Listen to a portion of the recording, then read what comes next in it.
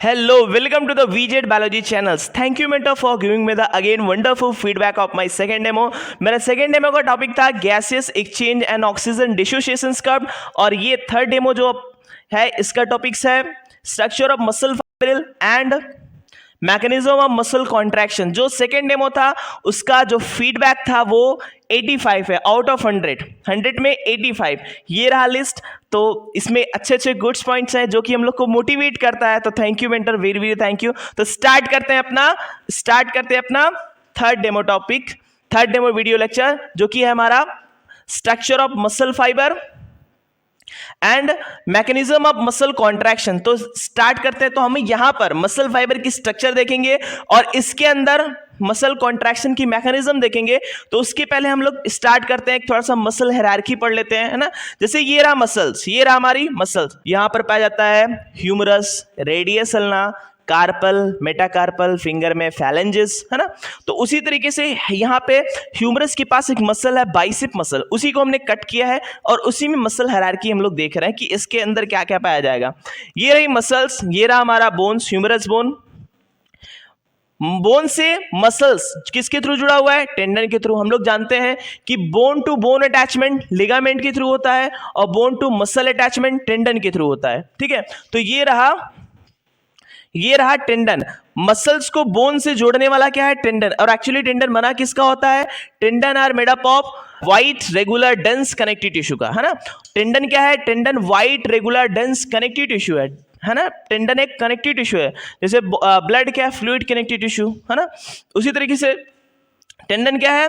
White regular dense connective tissue है जो कि मसल्स और बोन को जोड़ता है। और मसल्स के ऊपर की शीट क्या है? एपीमाइशियम। ये स्लाइड में पढ़ने में और भी अच्छा लगता है, तो हमने फिगर पहले से ड्रॉ कर लिया है ताकि थोड़ा सा टाइम बचे और वीडियो ज़्यादा बड़ा ना हो, है ना। वीडियो शॉर्ट हो और ज़्यादा बड़ा वीडियो ना बने, इसलिए मैंने टाइम को बचाया और पहले ही ड्रॉ कर। चलिए आगे चलते हैं कि बोन से अटैच है मसल्स। और मसल किसकी बनी हुई है? मसल्स बनी हुई है बहुत सारे मसल बंडल से। और इस मसल बंडल में बहुत सारे छोटे छोटे क्या पाए जाएंगे? मसल फाइबर पाए जाएंगे इसमें। और इस मसल फाइबर में मायोफाइब्रिल होगा और मायोफाइब्रिल के अंदर पाए जाएंगे मायोफिलामेंट। मायोफिलामेंट में दो टाइप के फिलामेंट होते हैं, थिक फिलामेंट और थिन फिलामेंट। थिक फिलामेंट क्या बनाता है? थिक फिलामेंट को क्या बोलते हैं? मायोसिन। और थिन फिलामेंट को एक्टिन फिलामेंट। चलिए एक बार और शॉर्ट में देखते हैं। Bone muscle attachment tendon, bone to muscle attachment tendon. और टेंडन क्या है? White regular dense connective tissue है। ये रही मसल किससे घिरी हुई है? मसल एपीमाइशियम से घिरी हुई है, क्योंकि मसल्स में बहुत सारे मसल बंडल पाए जाते हैं। उन मसल बंडल को बाइंड करके रखने वाला कौन है? एपीमाइशियम। और इसके अंदर पाए जाते हैं क्या पाए जाते हैं? कॉमन कोलेजन कनेक्टिव टिश्यू, जिसे कहा जाता है फैसिया। और उन फैसिया के अंदर जो पाए जाते हैं मसल बंडल, उन्हीं मसल बंडल को इसलिए फैसिकल्स कहते हैं, को फैसिकल्स कहते हैं, है ना। और ये मसल बंडल किससे घिरा हुआ है? ये है पेरीमाइशियम से। मसल बंडल घिरा हुआ है पेरीमाइशियम से। And after that muscle bundle में बहुत सारे मसल फाइबर पाए जाते हैं और उस मसल फाइबर को कलेक्टिव टिश्यू जो कवर करके रखा शीट, तो उसको बोलते हैं एंडोमाइशियम, है ना। एंडोमाइशियम मसल फाइबर का एक और नाम है, मसल सेल भी बोलते हैं इसे। मसल फाइबर के अंदर पाए जाते हैं मायोफिलामेंट। मायोफिलामेंट में हमको बैंड्स दिखते हैं। मायोफिलामेंट में हमें डार्क बैंड दिखते हैं, डार्क बैंड और लाइट बैंड भी दिखते हैं। जगह जगह पे डार्क बैंड, लाइट बैंड हमको दिखते हैं, क्योंकि इसमें पाए जाते हैं मायोफिलामेंट। और जो मोटे फिलामेंट होते हैं उन्हें मायोसिन कहा जाता है, थिक फिलामेंट है। और जो पतले फिलामेंट है उन्हें कहा जाता है एक्टिन। आगे हम पढ़ेंगे एक्टिन, थिन फिलामेंट, ठीक है। अगर इधर से देखिए तो मायोफिलामेंट मतलब मायोसिन और एक्टिन मिल करके बनाते हैं लाइट एंड डार्क बैंड, जिन्हें मायोफाइब्रिल कहते हैं। मायोफाइब्रिल के अंदर और बहुत सारे मायोफाइब्रिल मिल करके मसल फाइबर बनाते हैं। मसल फाइबर कवर है एंडोमाइशियम से, ठीक है। और आगे मसल फाइबर कलेक्ट होकर के मसल बंडल बनाता है फैसिकल, और फैसिकल कवर्ड है एपीमाइशियम से। और बहुत सारे मसल बंडल कलेक्ट होकर के बना देते हैं मसल, और वो मसल्स टेंडन के थ्रू बोन से अटैच है, ठीक है। तो this is all about the muscle hierarchy, है ना, मसल हायरार्की। तो आई होप ये आपको समझ में आया होगा। तो अब आगे स्टार्ट करते हैं स्ट्रक्चर्स ऑफ मसल फाइबर, कि मसल फाइबर के अंदर क्या क्या चीजें हैं। ठीक है, तो इसको हटाते हैं।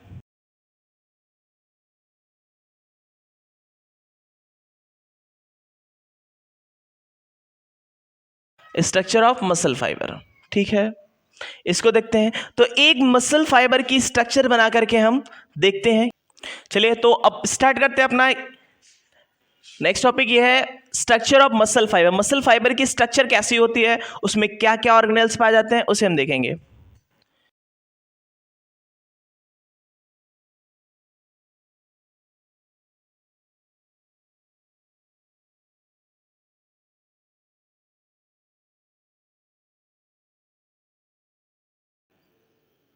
चलिए आई होप कि अच्छा बन गया होगा अभी। ठीक है, तो ये हमारा एक मसल, ये हमारा एक क्या है, ये एक हमारा है मसल फाइबर। ठीक है, एक मसल फाइबर है, एक मसल फाइबर है। इसकी बाहर की जो लेयर है, इसका जो प्लाज्मा मेम्ब्रेन है, इसका प्लाज्मा मेम्ब्रेन जो है वो, उसे क्या बोलते हैं, उसे बोलते हैं सार्कोलेमा, सार्कोलेमा। और मसल फाइबर के अंदर जो फ्लूइड है ना, जो इसका साइटोप्लाज्म है, जो इसका साइटोप्लाज्म है, इसके अंदर जो पाया जाता है साइटोप्लाज्म, इसके अंदर जो इसमें साइटोप्लाज्म है, उन्हें कहा जाता है सार्कोप्लाज्म, सार्कोप्लाज्म, है ना। इसके अंदर इसकी जो मसल, इसके अंदर जो प्लाज्मा मेम्ब्रेन है वो हो गया क्या, सार्कोलेमा। इसके अंदर जो साइटोप्लाज्म पाया गया वो क्या हो गया, वो है सार्कोप्लाज्म। आगे और बात करते हैं, आगे इसके बारे में और बात करते हैं कि इसमें एक स्ट्रक्चर पाया जाता है, एक स्ट्रक्चर पाया जाता है कुछ इस टाइप का,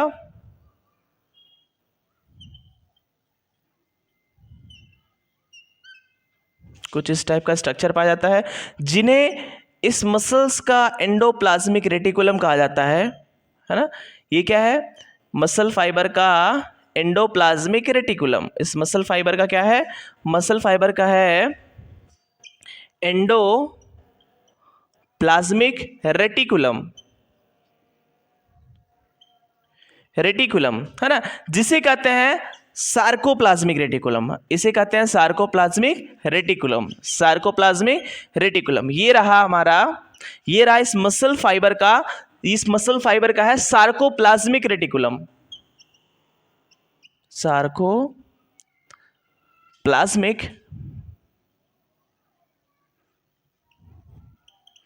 रेटिकुलम। ठीक है, इस सार्कोप्लाज्मिक रेटिकुलम्स में क्या पाए जाते हैं, इस सार्कोप्लाज्मिक रेटिकुलम में पाए जाते हैं कैल्शियम आयन, है ना। क्या पाए जाते हैं इसमें, बहुत सारे पाए जाते हैं कैल्शियम आयन। इसीलिए सार्कोप्लाज्मिक रेटिकुलम को कहते हैं store house of calcium ion. क्या बोलेंगे, store house of calcium ion. तो सार्कोप्लाज्मिक रेटिकुलम क्या है, store house of calcium ion, store house of calcium ion. और इसमें माइटोकॉन्ड्रिया भी पाए जाते हैं, इसमें इसके अंदर माइटोकॉन्ड्रिया भी पाए जाते हैं, माइटोकॉन्ड्रिया भी पाए जाते हैं, ऐसे टाइप के कुछ। और मसल फाइबर के अंदर पाए जाने वाले माइटोकॉन्ड्रिया को कहते हैं सार्कोसोम, माइटोकॉन्ड्रिया, माइटोकॉन्ड्रिया का कहा गया सार्कोसोम। ठीक है, यहां पर ये इसकी प्लाज्मा मेम्ब्रेन है, जिसे सार्कोलेमा कहा जाता है, वो अंदर, यहां पे अंदर इनर साइड में इसे एक्सपोज कर जाती है और फिर बाहर निकल जाती है। इस स्ट्रक्चर को कहते हैं T tubule, T tubule, T tubule मतलब ट्रांसवर्स टिब्यूल, है ना, इसे टी टिब्यूल मतलब ट्रांसवर्स टिब्यूल कहा जाता है। और इसी के अंदर पाए जाते हैं पैरेलली अरेंज्ड फिलामेंट, इसी के अंदर पाए जाते हैं पैरेलली अरेंज्ड फिलामेंट। कौन सा फिलामेंट, मायोफिलामेंट, मायोफिलामेंट। और ये मायोफिलामेंट जो है, ये मायोफिलामेंट यहाँ किनारे पे अटैच होते हैं मेम्ब्रेन प्रोटीन के थ्रू। किसके थ्रू? ये अटैच है किसके थ्रू? मेम्ब्रेन प्रोटीन के through.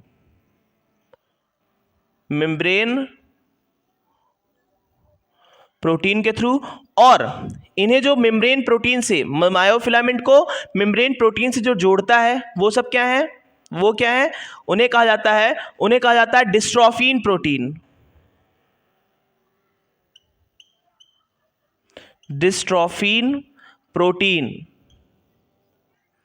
Dystrophin protein.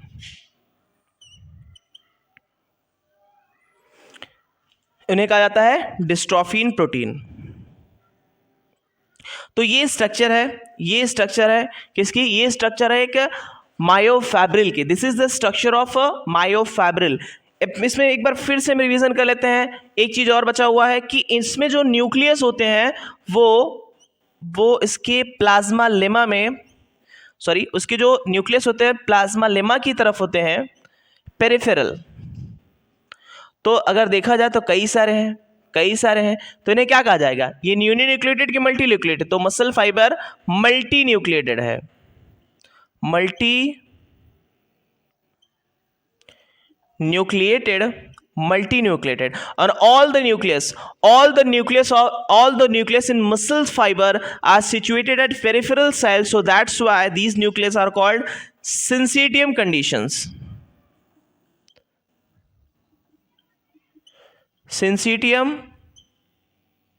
Syncytium condition में है। सिंसीटियम है ना, सभी न्यूक्लियस पेरिफेरल की तरफ है इसीलिए मल्टी न्यूक्लिएटेड है बहुत सारे, तो और पेरिफेरल का साइड है इसलिए सिंसीटियम कंडीशन बोल दिया गया। चलिए देखते हैं। तो ये रहा हमारा एक मसल फाइबर। तो स्टूडेंट आप देखें कि ये रहा एक मसल फाइबर। इजी में और भी इजी देख सकते हैं। ये रहा मसल फाइबर। मसल फाइबर की सबसे ऊपर वाली लेयर कौन सी है? प्लाज्मा मेम्ब्रेन, जिन्हें कहा गया है सार्कोलेमा। इनके अंदर पाया जा रहा है फ्लूइड। ये सब फ्लूइड भरा हुआ है, तरल पदार्थ है ना, पानी बोल सकते हैं ना, जिसे बोला गया सेल में फ्लूइड क्या था? साइटोप्लाज्म। इसके अंदर के साइटोप्लाज्म को बोलते हैं सार्कोप्लाज्म। इसमें है एंडोप्लाज्मिक रेटिकुलम जैसा स्ट्रक्चर जिसे बोला जाता है सार्कोप्लाज्मिक रेटिकुलम। और सार्कोप्लाज्मिक रेटिकुलम से जैसे उसमें क्या था? एंडोप्लाज्मिक रेटिकुलम स्मूथ थे और रफ थे, वो प्रोटीन और लिपिड का सिंथेसिस करते थे और यहां से क्या सेक्रेट करेगा? कैल्शियम। इसीलिए यहां के एंडोप्लाज्मिक रेटिकुलम को सार्कोप्लाज्मिक रेटिकुलम बोलते हैं और इसके अंदर से कैल्शियम इनफ्लक्स होता है, so that's why it's known as the store house of calcium ion. Sarcoplasmic reticulum are known as the store house of calcium ion. और इसके अंदर माइटोकॉन्ड्रिया पाया जाएगा और इस माइटोकॉन्ड्रिया को क्या बोलेंगे? इस माइटोकॉन्ड्रिया को बोला जाएगा सार्कोसोम। इसमें पाए जाने वाले माइटोकॉन्ड्रिया को बोला गया सार्कोसोम। और यहां पर पैरेलली अरेंज्ड मायोफैब्रिल है और वो मायोफैब्रिल किनारे की तरफ मेम्ब्रेन प्रोटीन से जुड़े हैं। किसके थ्रू? डिस्ट्रोफिन प्रोटीन के थ्रू, जो इसको अंदर से एक स्ट्रक्चर प्रोवाइड कराएंगे, है ना। स्ट्रक्चरल प्रोटीन का पार्ट है ये डिस्ट्रोफिन प्रोटीन। और इसमें जो न्यूक्लियस है मल्टी न्यूक्लिएटेड है, मायोफैब्रिल मसल फाइबर मल्टी न्यूक्लिएटेड है। और यहाँ पर सारे न्यूक्लियस किसके थ्रू है? किसकी तरफ है? सारे न्यूक्लियस किसकी तरफ है? हाँ सही कहा, पेरिफेरल की तरफ है, इसलिए इसे सेंसिटियम कंडीशन कहा गया। तो आई होप कि ये आपको फिर से एकदम अच्छी तरीके से समझ में आ गया होगा कि स्ट्रक्चर्स ऑफ मसल फाइबर होता क्या है। आगे हम लोग देखते हैं कि कौन कौन से डिफरेंट टाइप ऑफ प्रोटीन है जो मसल फाइबर में पाए जाते हैं, है ना। जैसे कि इसमें पाए जाते हैं कौन से? स्ट्रक्चरल प्रोटीन है, रेगुलेटरी प्रोटीन है और कौन से है? कॉन्ट्रैक्टाइल प्रोटीन है। तो एक लिस्ट के थ्रू हम लोग देख लेते हैं, इसको नोट कर लीजिए आप लोग।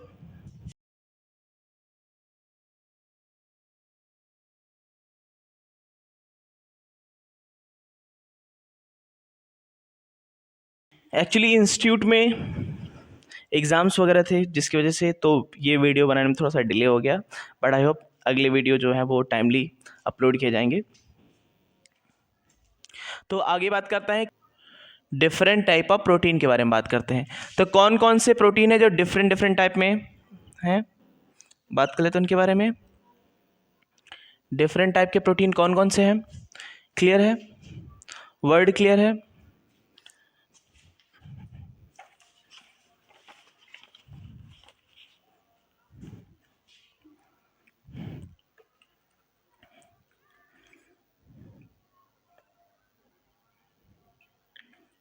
चलिए,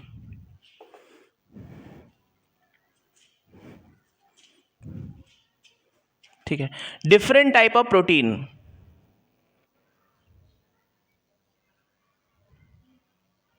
डिफरेंट टाइप ऑफ प्रोटीन, वो कौन कौन से प्रोटीन है?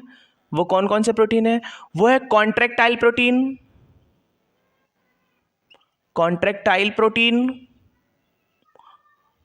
कॉन्ट्रैक्टाइल प्रोटीन में क्या क्या आएगा? कॉन्ट्रैक्टाइल प्रोटीन में दो चीजें आती हैं, एक है एक्टिन और एक है मायोसिन। ठीक है, कॉन्ट्रैक्टाइल प्रोटीन में दो कॉन्ट्रैक्टाइल प्रोटीन है, एक्टिन और मायोसिन। और देखते हैं और क्या है। और हमारा रेगुलेटरी प्रोटीन, रेगुलेटरी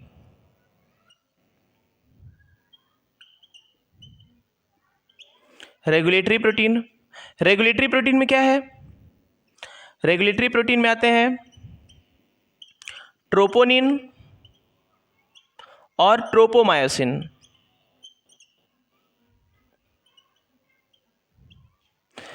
ट्रोपोनिन में 3 सब यूनिट्स होते हैं, 3 सब यूनिट्स होते हैं। कौन कौन से? Troponin C, troponin I, troponin T. ठीक है, ट्रोपोनिन में ये 3 सब यूनिट हैं, आगे बताया जाएगा।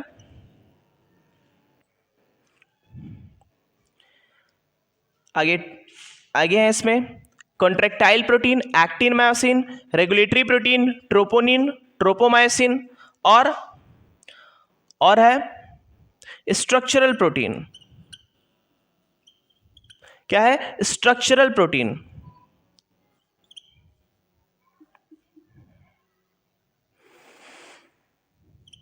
स्ट्रक्चरल प्रोटीन, इस स्ट्रक्चरल प्रोटीन में क्या पाया जाता है?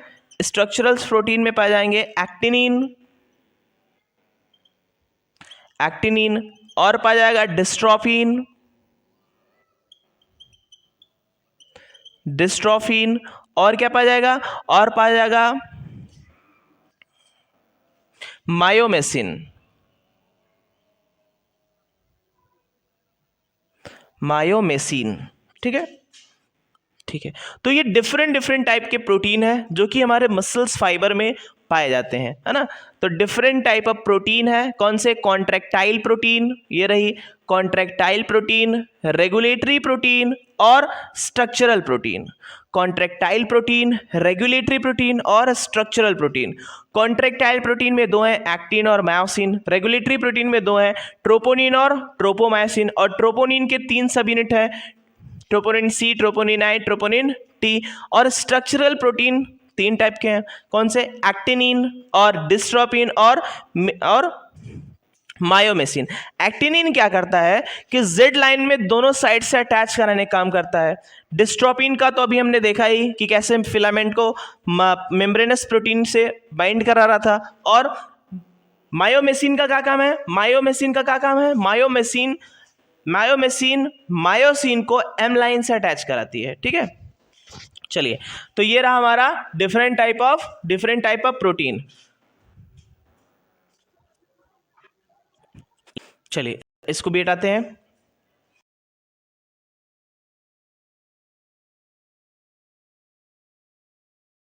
चलिए इसको देखते हैं।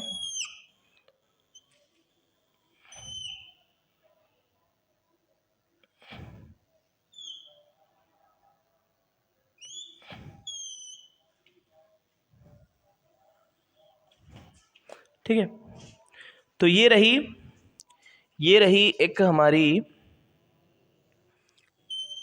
मसल फाइबर, सॉरी, एक हमारी मायोफिब्रिल है। अब इस मायोफिब्रिल में लाइट एंड डार्क बैंड को आपको दिखाएंगे। चलिए, क्लियर है? ठीक, यहाँ पे थोड़ा सा कुछ प्रॉब्लम है।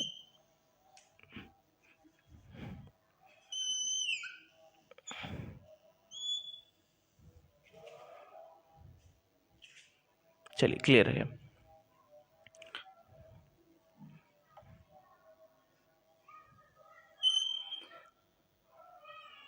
चलिए, ये सब टॉपिक्स ऐसे हैं जो कि स्लाइड पे पढ़ाने पे, है ना, स्मार्ट बोर्ड पे पढ़ाने पे बहुत ही अलग इम्पैक्ट पड़ता है। चलिए देखते हैं यहाँ पर कुछ ऐसी स्ट्रक्चर है आपकी, यहाँ पे इसके अंदर ऐसे ऐसे जेड लाइन है, ऐसे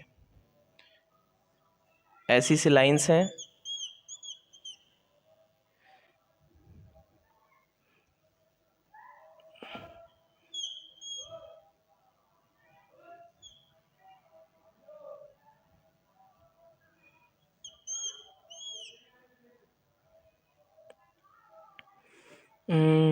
एक दो तीन, एक दो तीन और ये 4, ठीक है।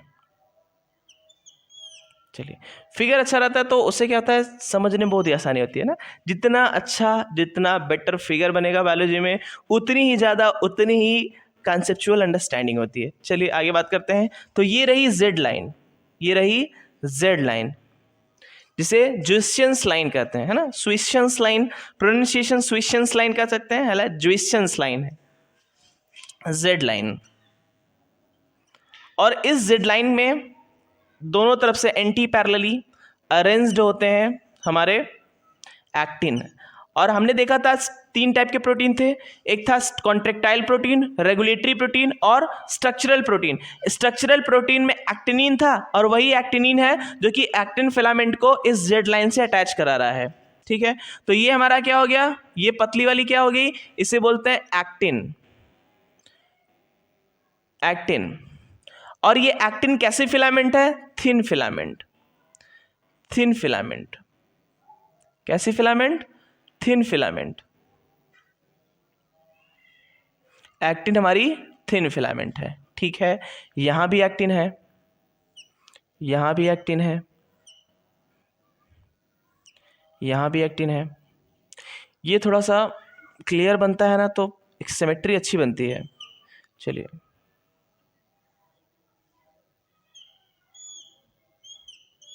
आई होप अब बहुत क्लियर बना हुआ है।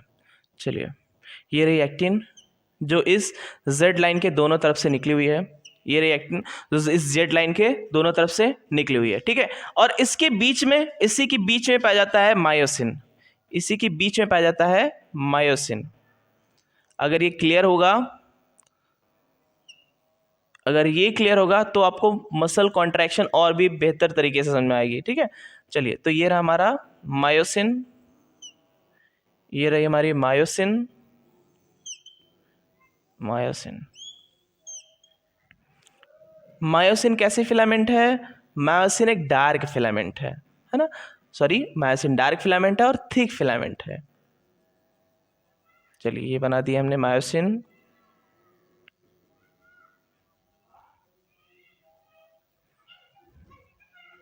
मायोसिन एक थिक फिलामेंट है, ये भी है मायोसिन, मायोसिन एक थिक फिलामेंट है, ठीक है। यहां पर भी होगा मायोसिन,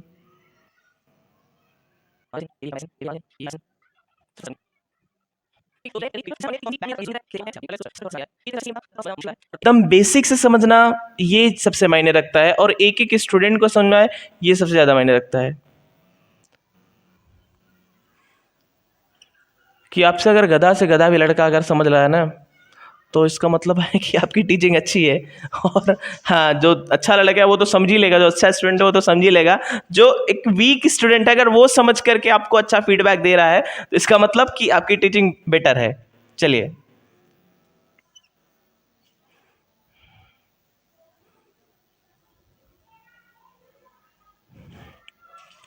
ये हो गया।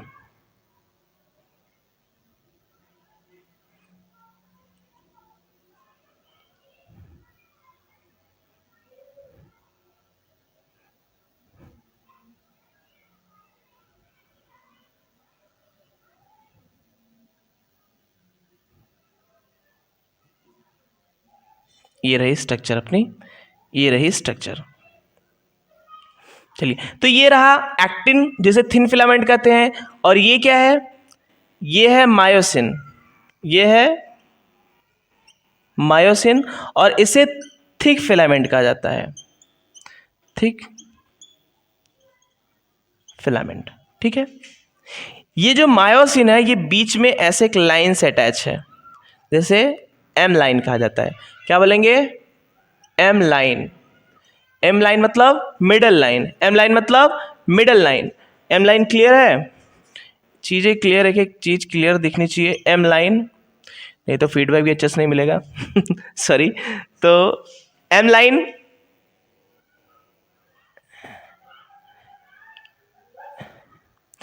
बीच में जो मायोसिन को अटैच किया हुआ है एम लाइन, और एम लाइन मायोसिन से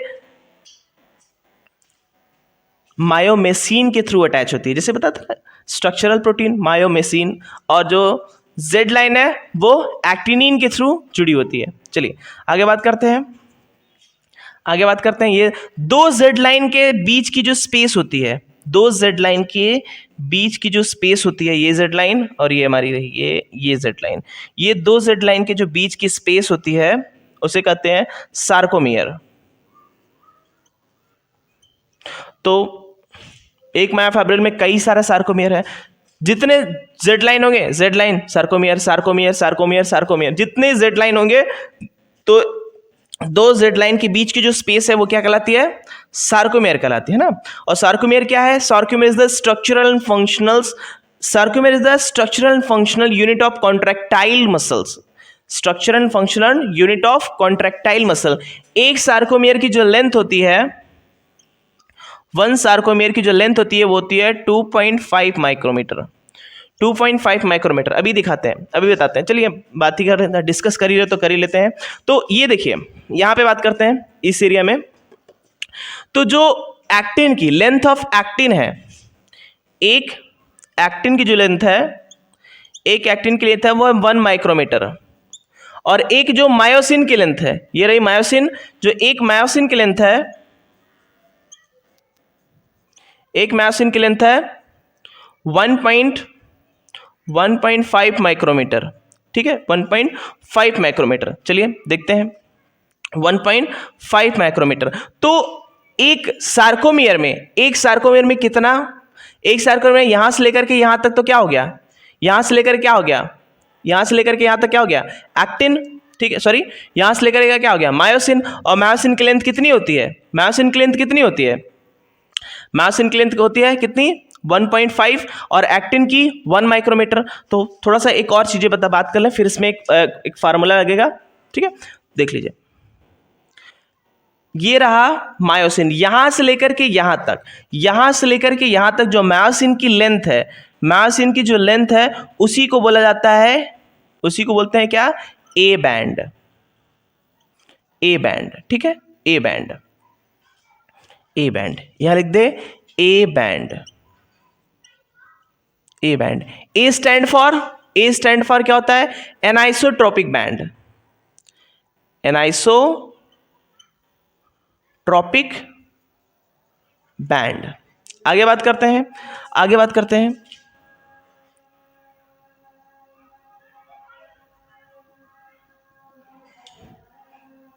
ये देखिए मायोसिन यहां पे खत्म है, मायोसिन यहां पे खत्म है, दोनों मायोसिन जहां पे खत्म है, ये जेड लाइन के बीच में ये एक्टिन फिलामेंट दिख रही है, ये एरिया आपको लाइट दिखेगा।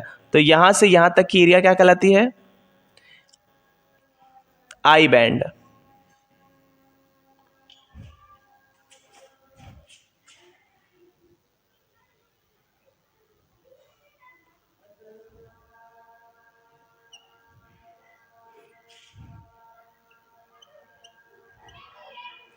आई बैंड, आई बैंड मतलब आइसोट्रोपिक बैंड, आई बैंड मतलब आइसोट्रोपिक बैंड। अभी थोड़ा हमारे एरिया में अजान हो रहा है तो वेट करते हैं थोड़ा सा।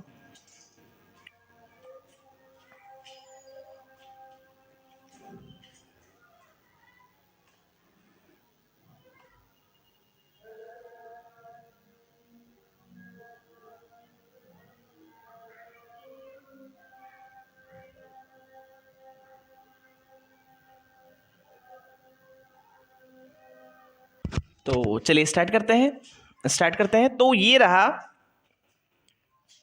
ये रहा मायोसिन, ये रही एक्टिन, एक्टिन को थिन फिलामेंट और मायोसिन को थिक फिलामेंट। ये रही दो जेड लाइन, और दो जेड लाइन के बीच का जो स्पेस होता है उसे बोलते हैं सार्कोमियर, और एक सार्कोमियर की जो लेंथ होती है वह 2.5 माइक्रोमीटर। एक एक्टिन की लेंथ है 1 माइक्रोमीटर और एक मायोसिन की जो लेंथ है 1.5 माइक्रोमीटर। ठीक है, यहां पर देखते हैं, हमने ये देखा कि जो पूरी लेंथ है मायोसिन की जो लेंथ है वो कहलाती है ए बैंड, और जहां पर ए बैंड ये खत्म है, यहां पर ए बैंड ये खत्म है, और वहां पर जो बीच में स्पेस है जेड लाइन और एक्टिन की, वो एक लाइट बैंड बनाती है जिसे बोलते हैं I band. I stand for isotropic band, जिसका रिफ्रैक्टिव इंडेक्स मोनोरेफरेंजियल, मतलब एक ही टाइप की यहाँ पे इसमें ये लाइट बैंड बनाता है। ठीक है, आगे बात करते हैं जो एक्टिन फिलामेंट है ना, जो एक्टिन फिलामेंट है, एक्टिन फिलामेंट वो जेड लाइन के बीच में है।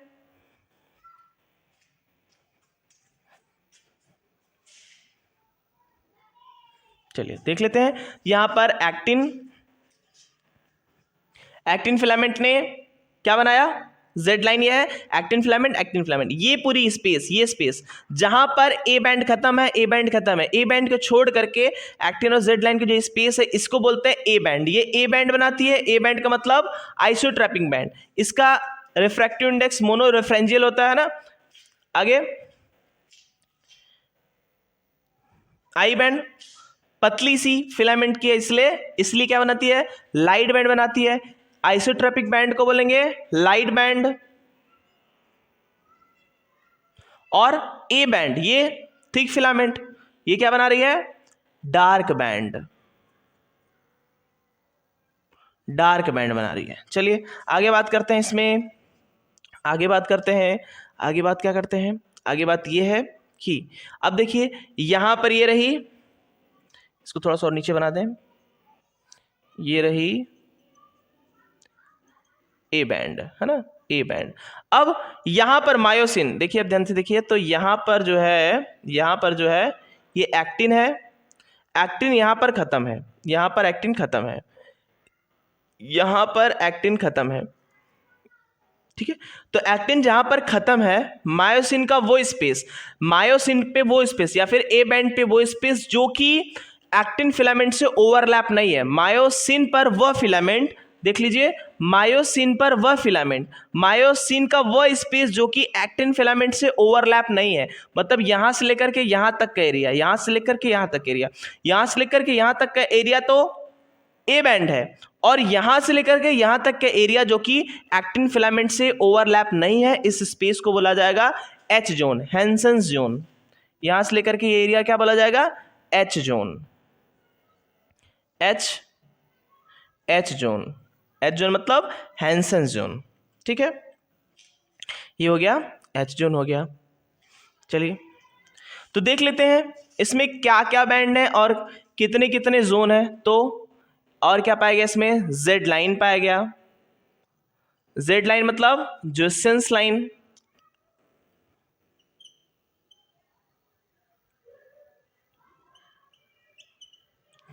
लाइन, ठीक है। और क्या पाया गया, और एच जोन है इसमें, H zone, Hensen's zone,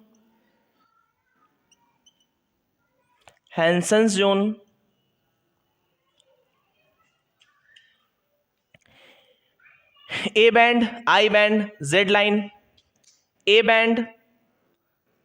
band और I band, H zone, A band, और इसमें एक है बीच में मायोसिन के एकदम बीच में, जो कि मायोसिन को यहां पर स्टेबलाइज करके रखती है ना, उसे बोलते हैं एम लाइन।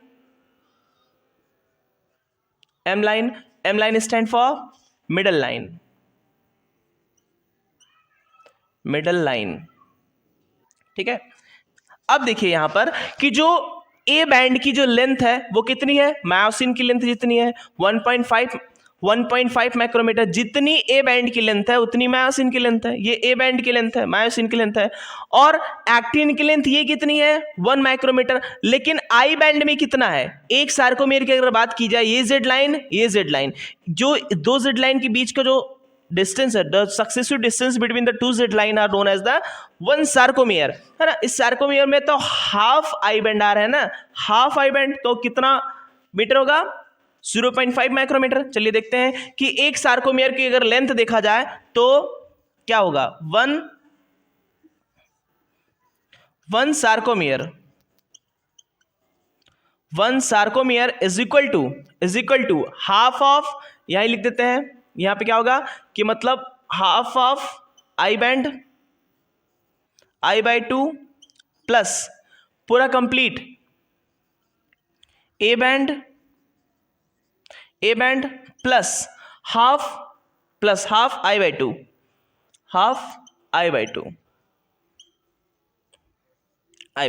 ठीक है। तो ये कितना है, अपना आई बाय 2 कितना होगा, एक का हाफ कर लो जो 0.5 micrometer plus A band 1.5 micrometer plus 0.5 micrometer, 0.5 micrometer. तो टोटल कितना हो जाएगा,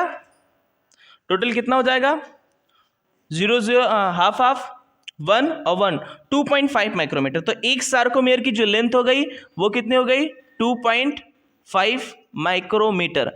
एक सार्कोमियर की जो लेंथ हो गई वो कितनी हो गई, 2.5 माइक्रोमीटर, ठीक है, 2.5 माइक्रोमीटर। इसमें यहाँ पर ये मसल फाइबर, ये जो मायोसिन है, ये मायोसिन यहाँ पर है, ये मायोसिन यहाँ पर है, मान लीजिए ये मायोसिन यहाँ पर है ना, मायोसिन हो गए, और मायोसिन के चारों तरफ क्या है, एक्टिन है। तो एक क्वेश्चंस नीट में पूछा जाता है कि how many actin surrounded the single myosin, या फिर पूछते हैं कि how many myosin surround the actin, या फिर ये भी पूछा जाता है कि how many actin surround the myosin. तो यहाँ पर देख लेते हैं कि अगर हम चलो इसको सेपरेट करते हैं थोड़ा सा और इसमें समझने की कोशिश करते हैं हम लोग, ठीक है, समझने की कोशिश करते हैं कि देख लो यहाँ पर अगर मान लो ये जो स्मॉल डॉट है ये है एक्टिन, स्मॉल ये बड़ा सा जो है ये है मायोसिन, है ना, मायोसिन है, क्लियर दिख रहा है, ठीक है। ये एक्टिन,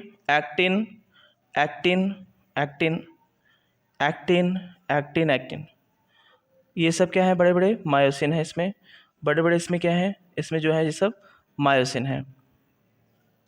यहाँ पर ये सब जो बड़े हैं इन्हें कहा जाता है मायोसिन। जो स्मॉल आपको दिख रहा है ये है एक्टिन, ये जो बड़ा वाला है इसे बोलते हैं मायोसिन।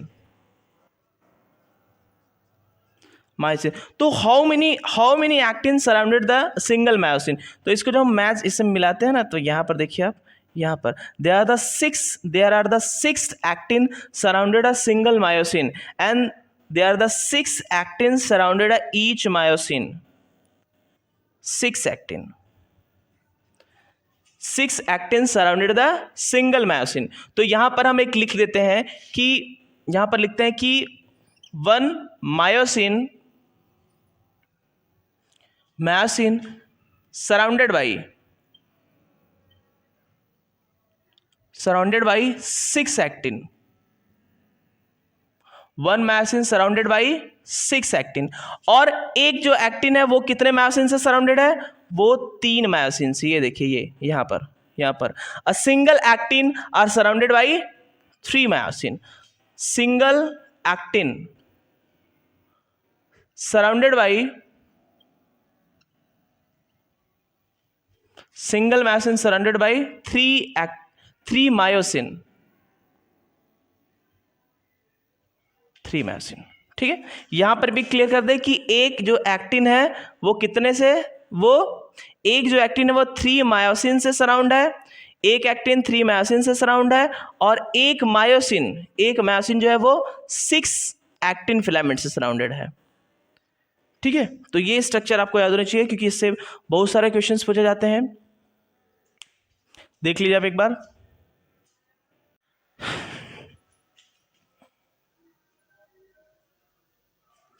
तो this is all about the bands and zone lines, ठीक है। एक बार और थोड़ा सा शॉर्ट रिवीजन कर लेते हैं। तो इसमें हमें दिखता है ये एक्चुअली ये ऊपर की जो मेम्ब्रेन है ये क्या है आपकी, ये है सार्कोलेमा, सार्कोलेमा। ठीक है, ये क्या है? सार्कोलेमा।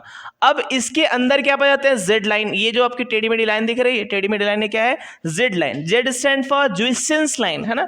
जेड लाइन का मतलब, जेड लाइन का मतलब जुइसेंस लाइन, स्विसेंस लाइन भी बोलते हैं। चलिए, जुइसेंस लाइन और दो जेड लाइन के बीच के स्पेस को बोलते हैं वन सार्कोमियर, है ना। The successive distance between two Z line are known as the sarcomere. One sarcomere, एक सार्कोमियर की लेंथ कितनी होती है? 2.5 मीटर। एक सार्कोमियर की लेंथ जो है वो है 2.5 मीटर, सॉरी 2.5 माइक्रोमीटर। एक सार्कोमियर की जो लेंथ है वो 2.5 माइक्रोमीटर।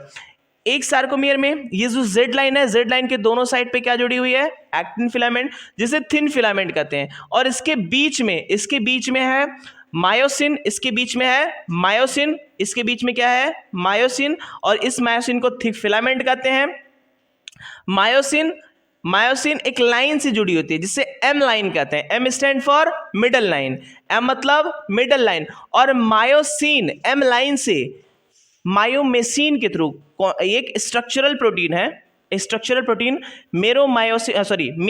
मायोमेसिन के थ्रू अटैच रहती है। और जेड लाइन से एक्टिनिन स्ट्रक्चरल प्रोटीन के थ्रू अटैच रहती है। आगे बात करते हैं।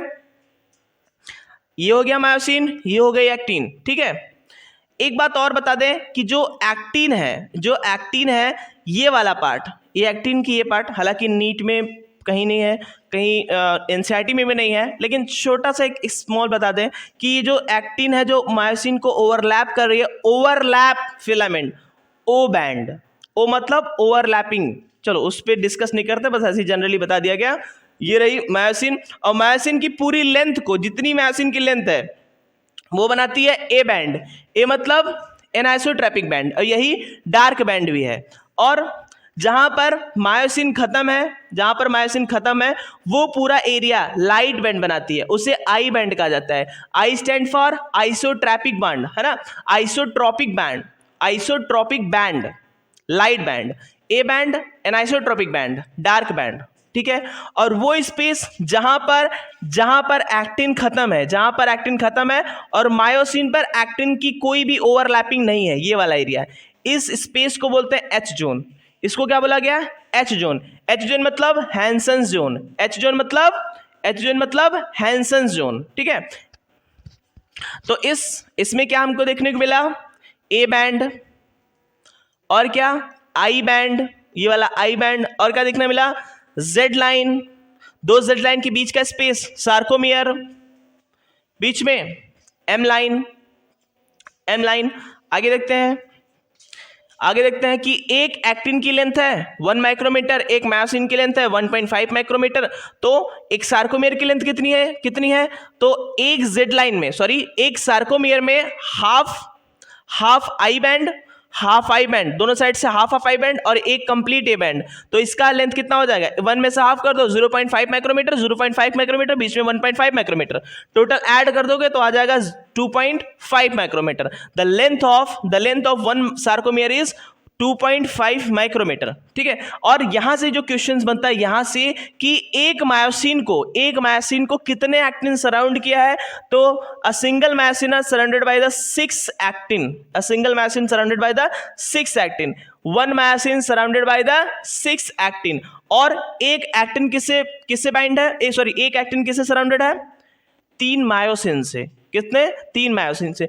One actin surrounded by the 3 myosin. ठीक है, तो आई होप ये स्ट्रक्चर्स आपको अच्छे से समझ में आया होगा।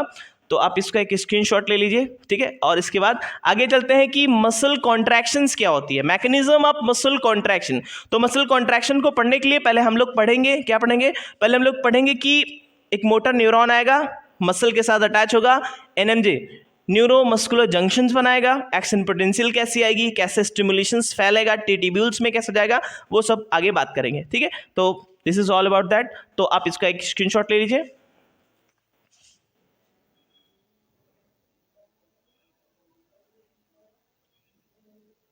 कॉन्ट्रैक्टाइल प्रोटीन क्या क्या होते हैं? कॉन्ट्रैक्टाइल प्रोटीन होता है एक्टिन और मायोसिन। तो हम बात करते हैं structure of contractile protein. Structure of contractile protein, structure of contractile protein में first of all we have to discuss about actin. Actin क्या है? एक्टिन के बारे में बात कर लें पहले हम।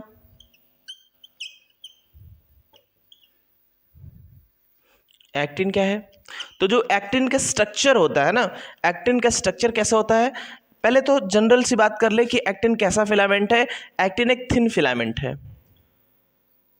एक्टिन एक थिन फिलामेंट है, तो it is thin filament.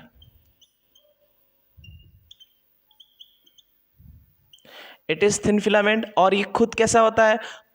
It is polymeric protein. It is polymeric protein. तो ये पॉलीमेरिक प्रोटीन है, तो इसका मोनोमर क्या होगा? इसका जो monomer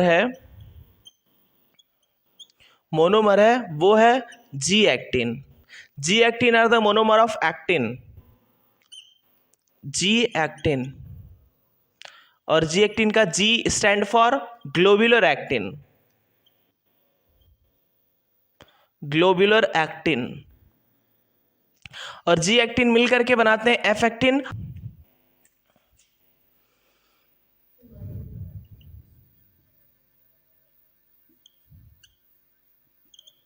F actin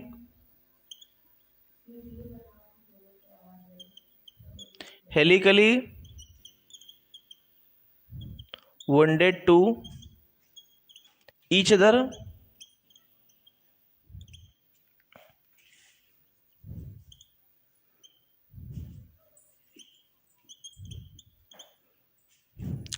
and form actin। ठीक है, तो एक स्ट्रक्चर पहले बना करके हम चेक कर लेते हैं। एक स्ट्रक्चर बना के चेक करते हैं कि एक्टिन क्या है। एक्टिन कैसा फिलामेंट है? एक्टिन एक थिन फिलामेंट है। एक्टिन थिन फिलामेंट है और एक पॉलीमेरिक प्रोटीन है। इसकी मोनोमर का नाम क्या है? मोनोमर। जाहिर सी बात है, कोई पॉलीमेरिक है तो बहुत सारे मोनोमर मिलके बने होंगे। इसके मोनोमर का नाम है G actin, I mean globular actin. और कई सारे जी एक्टिन मिलकर एक चैन बनाता है जिसे बोलते हैं एफ एक्टिन, फिलामेंटस एक्टिन। और फिलामेंटस एक्टिन जब हेलिकली विंडेड हो जाते हैं तो वो एक्टिन फिलामेंट की स्ट्रक्चर बनाते हैं। चलिए देख लेते हैं स्ट्रक्चर कैसी होगी इसकी। स्ट्रक्चर कुछ इसकी ऐसी होगी। इसकी जो स्ट्रक्चर है कुछ ऐसी होगी।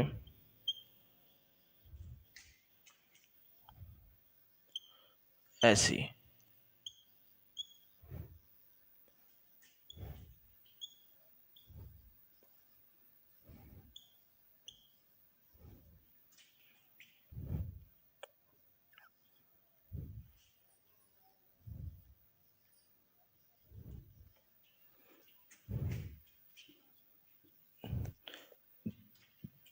इसी के ऊपर पाए जाते हैं। ये स्ट्रक्चर आपको देखने को मिलेगा। ये स्ट्रक्चर आपको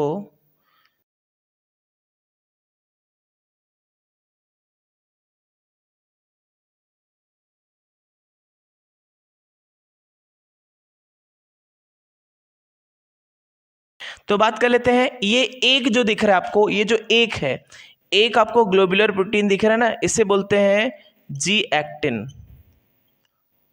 और ये जी एक्टिन की दो चैन है, दो हेलिकली विंडेड चैन है, जिसे कहा जाता है एफ एक्टिन, फिलामेंटस एक्टिन, है ना, एफ एक्टिन। ये भी क्या है? F actin. ये भी क्या है? F actin. और यहां पर ये जो लाइन दिख रही है, पट्टी आपको दिख रही है, ये क्या है? ये है ट्रोपोमायोसिन। ट्रोपोमायोसिन। और इस ट्रोपोमायोसिन के ऊपर रेगुलर इंटरवल ऑफ टाइम पे ऐसे तीन तीन स्ट्रक्चर नजर आएंगे, है ना। तीन स्ट्रक्चर आपको नजर आएंगे जिन्हें कहा जाता है ट्रोपोनिन। ये सब क्या है? ट्रोपोनिन। चलिए, ये स्ट्रक्चर आपको समझेंगे कैसे जब इसको और इजीली डिकोड किया जाएगा। तो हम देखते हैं कि एक ये जो गोले से आपको दिख रहा है, ये गोला से दिख रहा है, इसे बोलते हैं जी एक्टिन। जी एक्टिन क्या है? G actin is a monomer of actin filament. ठीक है, जी एक्टिन हो गया, इसे बोला गया जी actin. G actin. G actin मतलब ग्लोब्यूलर एक्टिन, ग्लोब्यूलर एक्टिन, ठीक है। और इसके ऊपर की ये वाली जो साइड दिख रहे ना, इसको बोला जाता है एक्टिव साइट, एक्टिव साइट, या इसी को बोलते हैं मायोसिन बाइंडिंग साइट, या इसी को बोलते हैं मायोसिन बाइंडिंग साइट, ठीक है।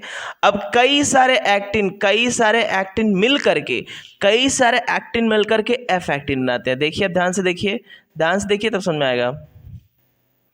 बहुत ही इजी है, बहुत ही इजी चीज़ें हैं, लेकिन एनसीईआरटी को अच्छी तरीके से न समझने की वजह से ये थोड़ा सा कॉम्प्लिकेटेड बन जाता है स्टूडेंट के लिए, बट आप समझेंगे तो एकदम आपको इजीली दिखेगा।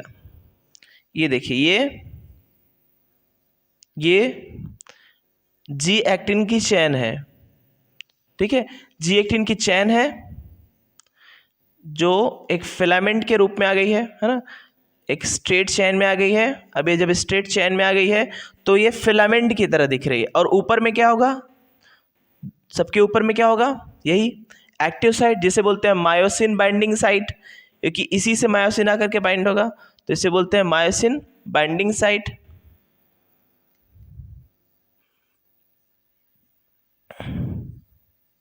ठीक है।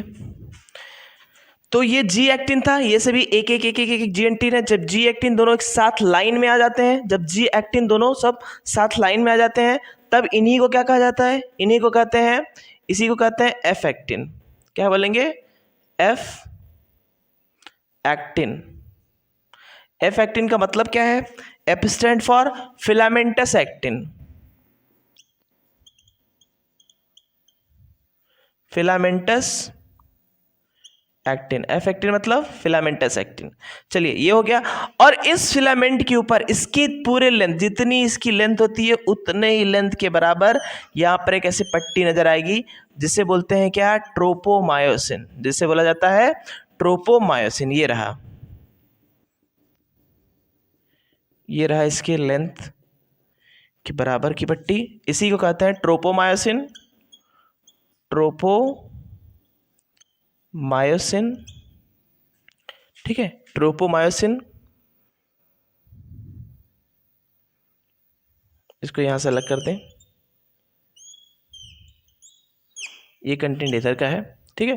ट्रोपोमायोसिन, एक ये पट्टी यहां पर भी पाई जाएगी, एक पट्टी इधर भी पाई जाएगी। क्या कैमरे में विजिबल है, हाँ, एक पट्टी यहाँ भी पाई जाएगी, और इसे भी क्या बोला जाएगा, इसे भी बोला जाएगा ट्रोपोमायोसिन।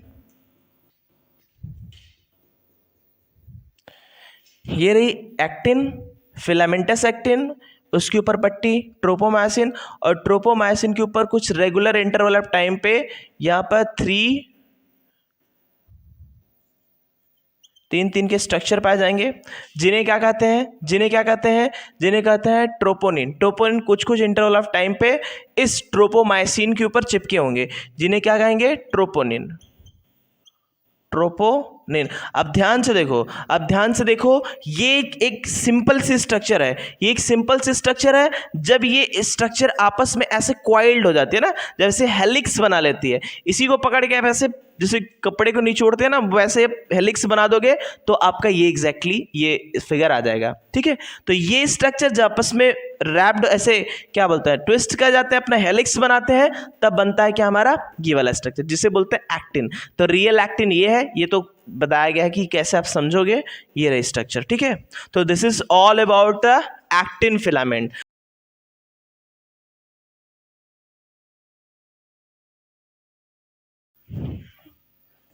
चलिए बात करते हैं अपने दूसरे कॉन्ट्रेक्टाइल, जो कि हमारा थिक फिलामेंट है, मायोसिन के बारे में। मायोसिन, ठीक है। चलिए कैपिटल लिख देते हैं, इसे भी कैपिटल लिखते हैं हम लोग, मायोसिन, ठीक है। मायोसिन कैसा फिलामेंट है, तो पहली तो बात, it is thick filament, it is thick filament. It is thick filament. और कैसा है? पॉलीमरिक प्रोटीन है कि मोनोमरिक? Obviously polymeric. It is what is? It is polymeric protein. ठीक है, क्या है ये क्या है? It is a polymeric protein.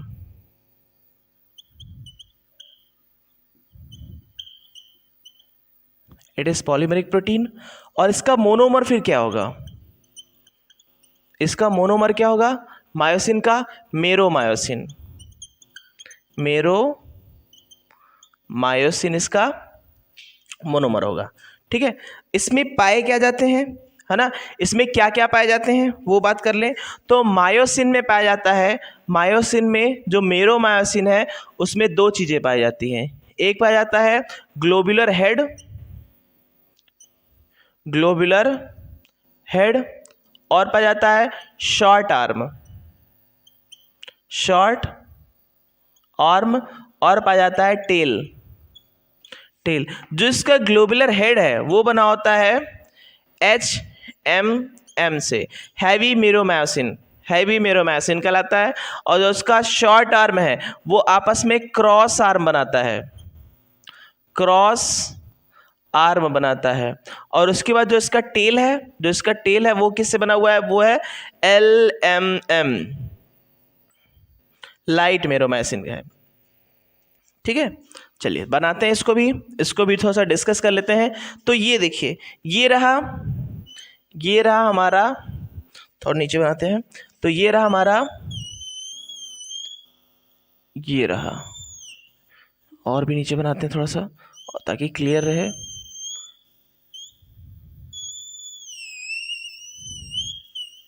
ठीक, ये रहा। तो ये क्या रहा? ये एक मेरोमायोसिन का स्ट्रक्चर है, मेरोमायोसिन का स्ट्रक्चर है जिसमें ये इसका टेल है, ये टेल है। ये क्या है? ये है ग्लोबुलर हेड, ये है ग्लोबुलर हेड। और ये क्या कहलाएगा? ये इसका कहलाएगा शॉर्ट आर्म, शॉर्ट आर्म, ये इसका ग्लोबुलर हेड। ठीक है, ये इसका टेल हो गया।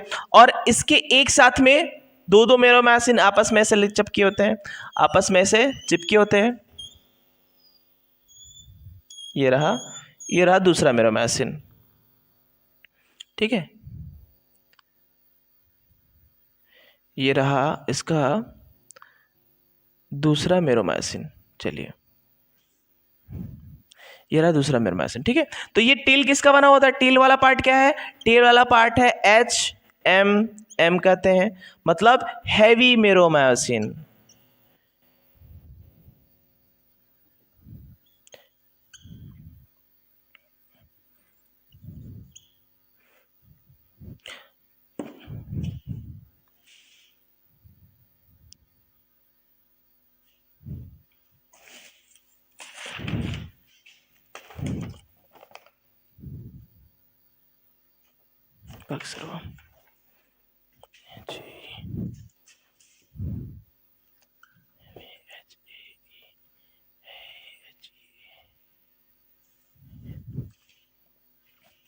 तो इसका जो टेल वाला पार्ट है वो बना होता है किसका? हैवी मेरोमायोसिन, हैवी मेरोमायोसिन का। और जो इसका थोड़ा सा गलत हो गया है,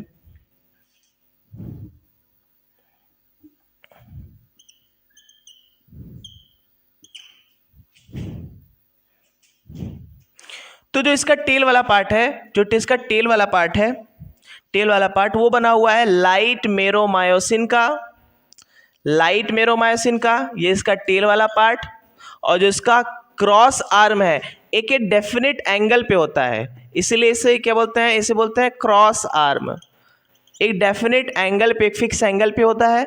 और इसका जो हेड वाला रीजन है ये कहलाता है हैवी मेरोमायोसिन, हैवी मेरोमायोसिन। और यहाँ पर यही वाला पार्ट है जो कि एक्टिन से बाइंड करेगा, ये उसका ऊपर वाला पार्ट जो है जो कि एक्टिन से बाइंड करेगा, इसलिए इसे बोलते हैं, इसे क्या बोलते हैं? इसे बोलते हैं एक्टिन बाइंडिंग साइट, एक्टिन ये मायोसिन है, मायोसिन पर मौजूद है एक्टिन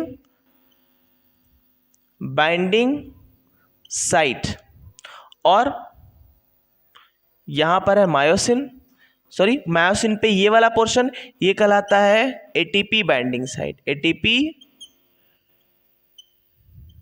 बाइंडिंग साइट। इस वाले हिस्से पर आकर के एटीपी बाइंड होगा, इस वाले हिस्से पर ये ग्लोबुलर हेड पर इस वाले हिस्से पर आकर के एटीपी बाइंड होगा, और इस वाले हिस्से पर आकर के इस वाले हिस्से पर जाकर के मायोसिन एक्टिन से बाइंड करेगा, इसलिए इसको बोलते हैं एक्टिन बाइंडिंग साइट। और ये क्या हमारा, ठीक है। फिर से एक बात और थोड़ा सा रिकॉल कर लेते हैं कि मायोसिन हमारा एक थिक फिलामेंट है, मायोसिन एक थिक फिलामेंट है, और ये एक पॉलीमेरिक प्रोटीन है। इसका मोनोमर क्या है, मेरोमायोसिन। मेरोमायोसिन के इतने पार्ट हैं, ग्लोबुलर हेड है और ग्लोबुलर हेड है, शॉर्ट आर्म है और टेल है। टेल बना है लाइट मेरोमाइसिन का और हेड बना है हैवी मेरोमाइसिन का। शॉर्ट आर्म को क्रॉस आर्म बोलते हैं क्योंकि एक डेफिनेट एंगल पर अटैच होती है, ठीक है। चलिए ये रहा इसका एक स्ट्रक्चर जिसमें टेल वाला पार्ट है, ये इसका हेड वाला पार्ट है, ये इसका शॉर्ट आर्म है। शॉर्ट आर्म यहाँ पे क्रॉस आर्म बनाता है, इस पे दो साइड्स हैं, ऊपर की तरफ एक्टिन बाइंडिंग साइट जो एक्टिन से आके चिपकेगा, और यहाँ पर एटीपी आके चिपकेगा, इसलिए इसको बोलते हैं ATP binding site. Clear. Head के ऊपर एक्टिन बाइंडिंग साइट, यहां पर एटीपी बाइंडिंग साइट, ठीक है। चलिए आगे चलते हैं। तो this is all about myosin. चलिए स्टार्ट करते हैं अपना न्यूरल मस्कुलर जंक्शन, जिसको शॉर्ट में NMJ कहा जाता है, और न्यूरल मस्कुलर जंक्शन को ही मोटर एंड प्लेट भी कहा जाता है, मोटर एंड प्लेट, है ना, मोटर एंड प्लेट और न्यूरल मस्कुलर जंक्शंस, ठीक है। न्यूरल मस्कुलर जंक्शंस होता क्या है, जब मोटर न्यूरॉन आकर के मसल फाइबर से आकर के अटैच होता है, तो उसके अटैचमेंट के बीच में जो जंक्शन बनता है उसे बोलता है NMJ, न्यूरल मस्कुलर जंक्शन। तो let's talk about this topic.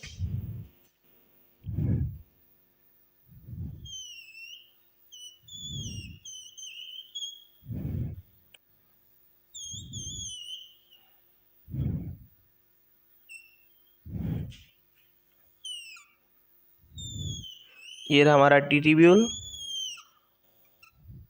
ये हमारा टीटीब्यूल रहा, ये हमारा एक मसल फाइबर है, ये एक हमारा मसल फाइबर है, ठीक है।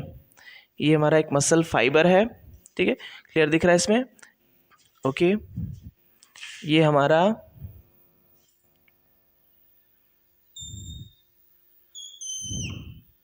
हमारा मसल फाइबर है। अब यहाँ पर एक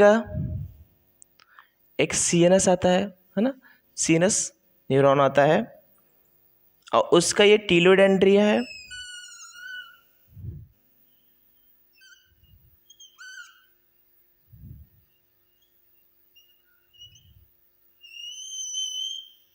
ये रहा, ठीक है। ये CNS रहा। यहाँ से आता है क्या, एक्शन पोटेंशियल, एक्शन पोटेंशियल यहाँ से आता है। और यहाँ पर एक बात करें इसके बारे में, तो ये क्या है, ये हमारा मसल फाइबर है, मसल फाइबर है, ये हमारा मसल फाइबर है, और ये न्यूरॉन है, ठीक है। ये है न्यूरॉन है। न्यूरॉन कौन सा न्यूरॉन है, मोटर न्यूरॉन का एंड वाला पार्ट है, मोटर न्यूरॉन का एंड वाला पार्ट है। तो मोटर न्यूरॉन को क्या, एंड वाले पार्ट को क्या बोलते हैं, सिनेप्टिक टर्मिनल बोलते हैं या सिनेप्टिक नोब बोलते हैं, है ना। ये सब किससे जुड़े होते हैं, टीलोडेंड्रिया से जुड़े होते हैं। तो चलो इसको बोल दिया हमने, ये हमारा सिनेप्टिक टर्मिनल, सिनेप्टिक टर्मिनल। अब इस सिनेप्टिक टर्मिनल्स के अंदर यहाँ पर इसे क्या बोलेंगे, इसे बोलेंगे प्री सिनेप्टिक मेम्ब्रेन। यह है प्री सिनेप्टिक मेम्ब्रेन, ठीक है। ये हमारा ये क्या कहलाएगा, ये है सार्कोलेमा, जैसे कि हमने बताया था सार्कोलेमा। और सार्कोलेमा के अंदर यहाँ पर यही जो प्लाज्मा मेम्ब्रेन अंदर की तरफ इन्वेजिनेट कर जाते हैं, इन्हें क्या बोलते हैं, इन्हें बोला जाता है टी टिब्यूल। इन्हें बोला गया है क्या, टी टिब्यूल। ठीक है, इन्हें टी टिब्यूल कहा गया है। ये सिनेप्टिक टर्मिनल है और इसके अंदर, इसी सिनेप्टिक टर्मिनल्स के अंदर वेसिकल्स पाए जाते हैं, सिनेप्टिक वेसिकल्स। ठीक है, ये रहे सिनेप्टिक वेसिकल, सिनेप्टिक वेसिकल। और इसी के अंदर भरा होता है न्यूरोट्रांसमीटर, है ना। इसी के अंदर भरा क्या है, न्यूरोट्रांसमीटर। उस न्यूरोट्रांसमीटर को क्या बोलते हैं, एसिटाइल कोलिन, है ना। इसमें भरा हुआ है न्यूरोट्रांसमीटर, इसमें भरा हुआ है न्यूरो ट्रांसमीटर। और उस न्यूरोट्रांसमीटर का नाम है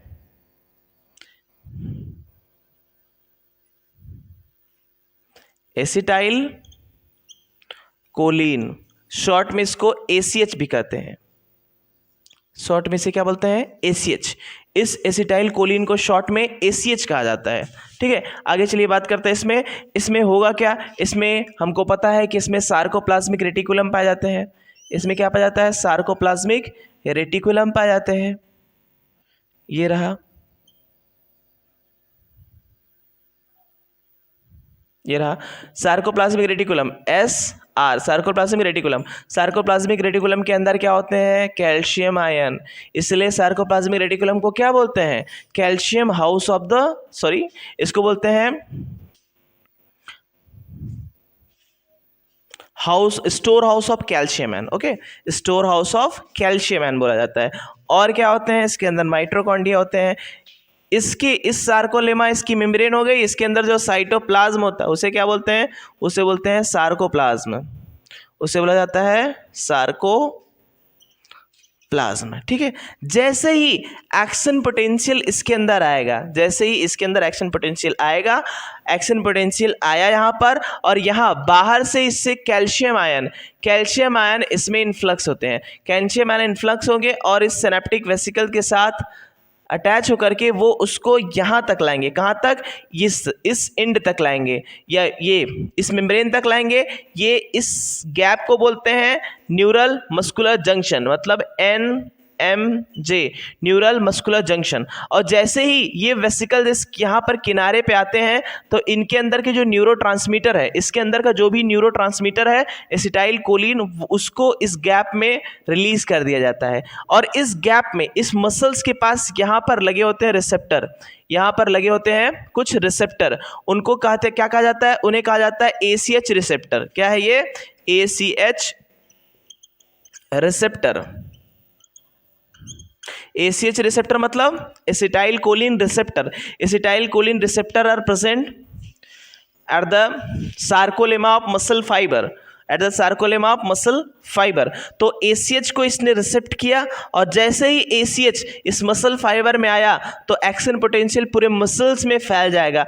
मसल्स में स्टिमुलस आ गया, वो स्टिमुलस यहाँ से होता हुआ सार्कोलेमा से होता हुआ ये टी टिब्यूल्स में जाएगा, और टी टिब्यूल्स तेजी से उसको पूरे मसल्स में फैला देगी। एक बात बताएं, एक क्वेश्चन है कि यहाँ पर मोटर इंडप्लेट और मोटर यूनिट में क्या अंतर है। मोटर इंडप्लेट तो आप समझ गए, मोटर इंडप्लेट क्या है, न्यूरोमस्कुलर जंक्शंस को ही मोटर इंडप्लेट कहते हैं।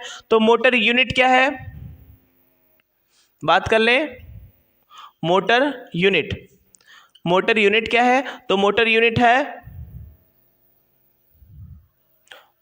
है कि motor neuron along with all muscle fiber,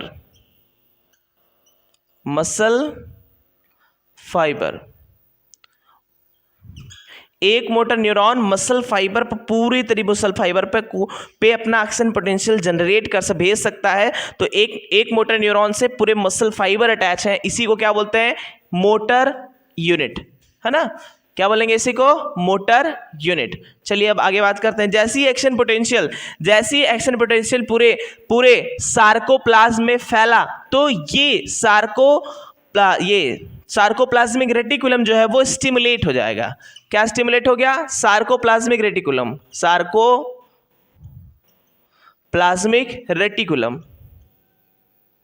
stimulate हो गया और यहां से कैल्शियम चैनल से सारे कैल्शियम इफ्लक्स होने लगे, सारे कैल्शियम आयन का इफ्लक्समेंट चालू हो गया। इफ्लक्स मतलब बाहर निकलना, सारे इस चैनल से इफ्लक्स होने लगे।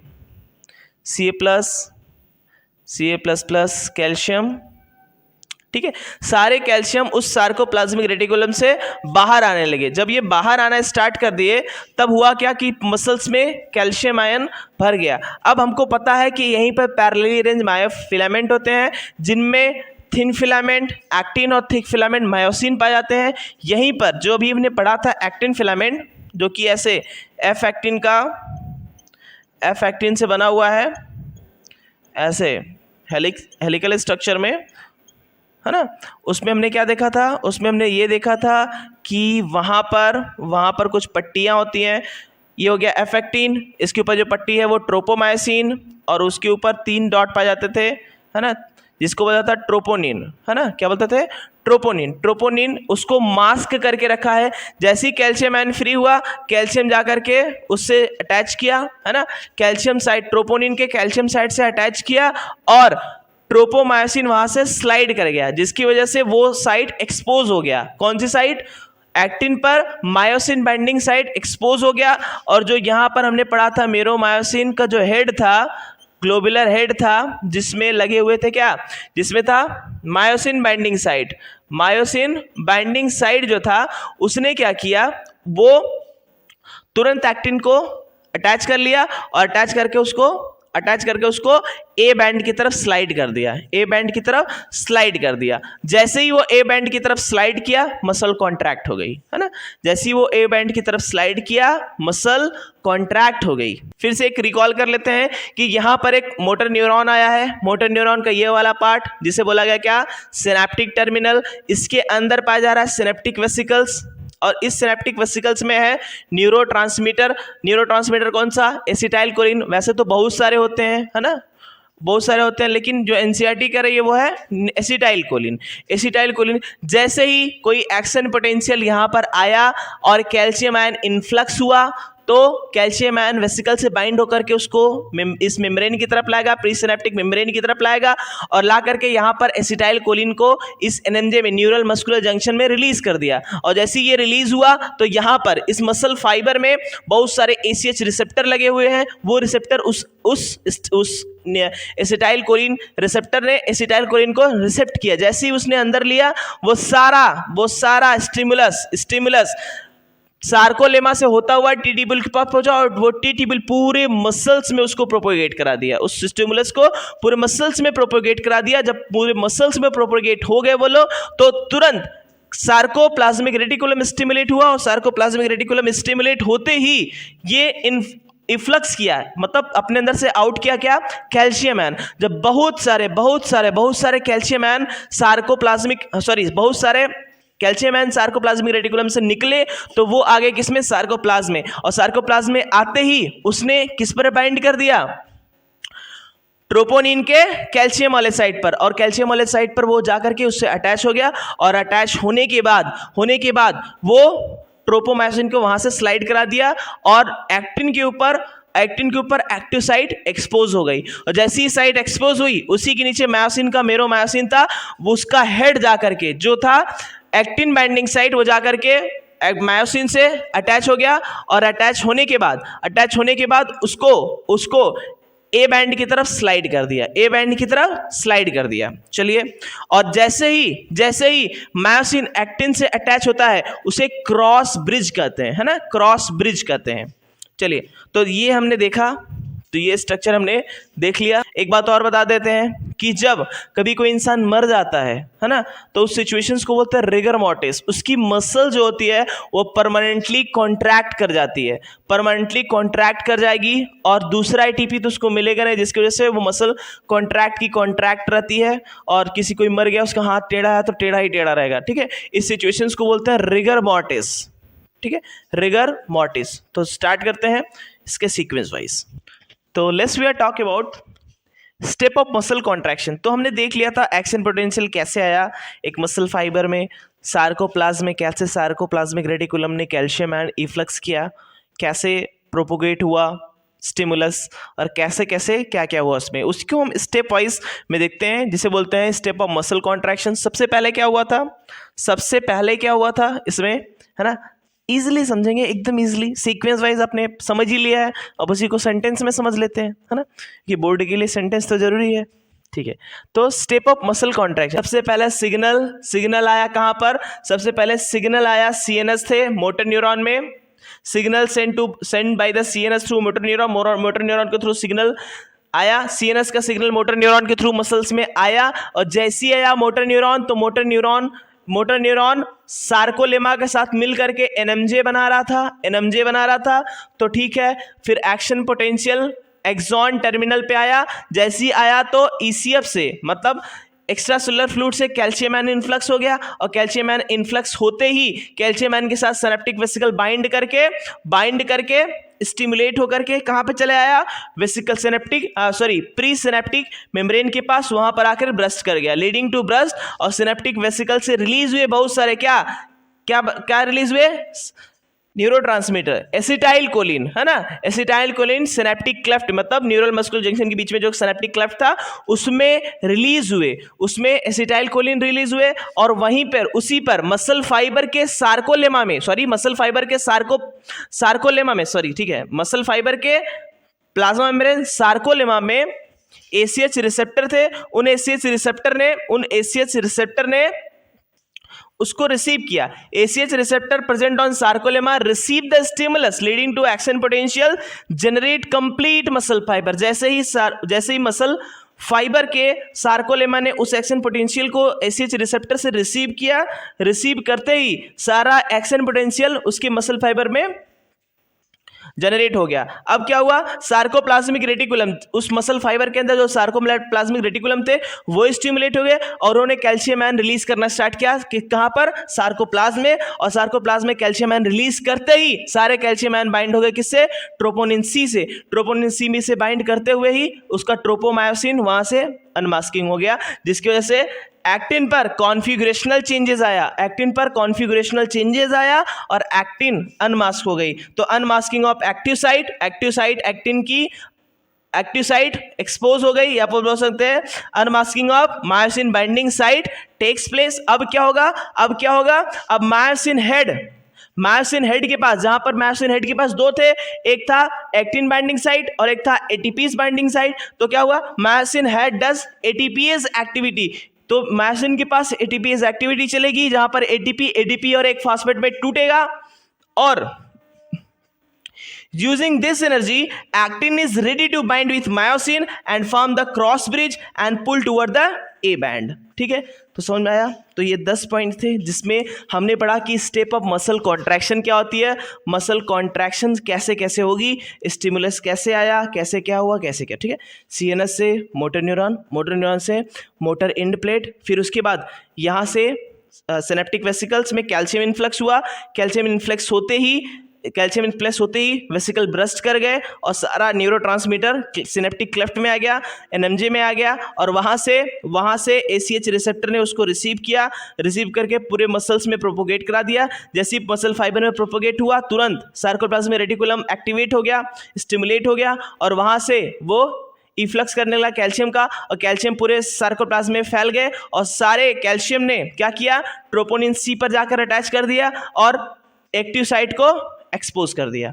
जैसे ही एक्टिव साइट एक्सपोज किया, मायोसिन का हेड पर एटीपीएस एंजाइम एटीपी को हाइड्रोलिसिस कर दिया, एटीपी को एडीपी और एक फॉस्फेट में तोड़ दिया, और वो जा करके क्रॉस ब्रिज बना दिया, और क्रॉस ब्रिज बना करके उसको पुल कर दिया किसकी तरफ, ए बैंड की तरफ, मसल गेट कॉन्ट्रैक्ट। तो डिस्कस करते हैं एनसीईआरटी का ये फिगर। तो डिस्कस करते हैं हम एनसीईआरटी का ये फिगर, जिसमें ये फिगर बना करके दिया गया है, जिसमें ये एक्टिन है, ये एक्टिन है, एक्टिन है, एक्टिन है, ये नीचे वाले आपके सारे मायोसिन है, ये actin myosin, actin myosin, actin myosin, ये सारे एक्टिन है ऊपर वाले जो हेलिकली है, एफ एक्टिन का हेलिक्स है, और बाकी ये मायोसिन है। और मायोसिन का ये वाला पार्ट जो उठा हुआ दिख रहा है ये है मेरोमायोसिन, ठीक है, ये मेरोमायोसिन है, उठा वाला पार्ट मेरोमायोसिन, ये मायोसिन है, और ये इसका एक्टिन वाला पार्ट है, ठीक है, एक्टिन है। चलिए बात करते हैं, जैसे ही एटीपी आकर के एटीपी साइड पर एटीपी आकर के बाइंड किया तो क्या हुआ, हाइड्रोलिसिस हुआ, एटीपी का हाइड्रोलिसिस हुआ, एटीपी ब्रेक कर गया किसमें, एडीपी में और एक फास्फेट में, एडीपी में और एक फास्फेट में। जैसे ही ब्रेक किया एटीपी, जैसे ब्रेक किया तो क्या हुआ, एटीपी ब्रेक किया तो क्या हुआ, ये ब्रेक कर गया, ये मान लीजिए यह एक्टिन है और ये मायोसिन है। एटीपी हाइड्रोलिसिस में एटीपी से बाइंड किया, जिससे बाइंड किया तुरंत एटीपी इस एंजाइम के थ्रू एटीपी हाइड्रोलाइज हो गया, एडीपी और एक फास्फेट में हाइड्रोलाइज हो गया, और ये मेरोमायोसिन जाकर के एक्टिन के साथ बाइंड कर गया। जैसे ये बाइंड किया, एक्टिन मायोसिन एक्टिन के साथ बाइंड कर लिया, यहां पर एक्टिन बाइंडिंग साइट और एक्टिन पे मायोसिन बाइंडिंग साइट दोनों आपस में अटैच कर लिए, और इसको बोलते हैं क्रॉस ब्रिज। ये क्या बना लिए, क्रॉस ब्रिज। मायोसिन हेड ने एक्टिन को बाइंड कर लिया, मायोसिन का हेड एक्टिन से बाइंड हो गया, इसी को बोलेंगे क्रॉस ब्रिज, क्रॉस ब्रिज हो गया। जैसे ही क्रॉस ब्रिज बना, ये क्रॉस ब्रिज कब बना, जब एटीपी की हाइड्रोलिसिस हुई, एनर्जी जनरेट हुई, एक फास्फेट एटीपी और फास्फेट जा करके इसका मायोसिन का हेड एटीपी से बाइंड कर लिया, क्रॉस ब्रिज बना दिया, इसको बोलते हैं formation of cross bridge, formation of cross bridge. तो क्रॉस ब्रिज यहां पर बन चुका है, ठीक है, यहां पर क्रॉस ब्रिज बन चुका है। अब क्या होगा, अब क्रॉस ब्रिज जैसी बना, तो यहां से जो इसका एडीपी था और एक जो फास्फेट था वो इसमें से बाहर निकल गया, ये इसमें से बाहर निकला। जैसी वो बाहर निकलेगा तुरंत जो मायोसिन है वो एक्टिन को ए फिलामेंट की तरफ मूव करेगी। अंदर की तरफ आ गए तो क्या हुआ, तो ये हुआ कि एक्टिन का मायोसिन के ऊपर स्लाइडिंग हो गया, तो इसको बोलेंगे स्लाइडिंग या फिर रोटेशन, जिसमें एडीपी और एक फास्फेट बाहर निकल गया। अब ये क्रॉस ब्रिज बना पड़ा है, मसल कॉन्ट्रैक्ट कर गई है। अब दूसरी एटीपी आकर के जैसे ही इस मेरोमायोसिन से अटैच होगी, दूसरी एटीपी आकर के जैसी अटैच होगी, ये क्रॉस ब्रिज टूट जाएगा। जैसी क्रॉस ब्रिज बनके एक की तरफ मूव किया है, जैसी दूसरी आकर के मायोसिन इस पर अटैच होगी, ये ब्रेक कर जाएगा, ये तुरंत ही ब्रेक कर जाएगा। तो ये क्या हुआ, break down of cross bridge.